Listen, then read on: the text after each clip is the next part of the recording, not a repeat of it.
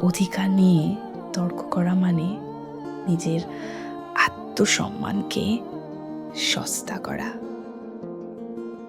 যেখানে আপনার অনুভূতির কোনো মূল্য নেই, সেখানে নিজেকে ব্যাখ্যা করা মানে শূন্যে কথা বলা, যার কোনো উত্তর নেই, কোনো বোঝাপড়া নেই। তার চেয়ে নিঃশব্দে সরে আসাটাই নিজের সম্মান বাঁচানোর সবচেয়ে সুন্দর উপায়।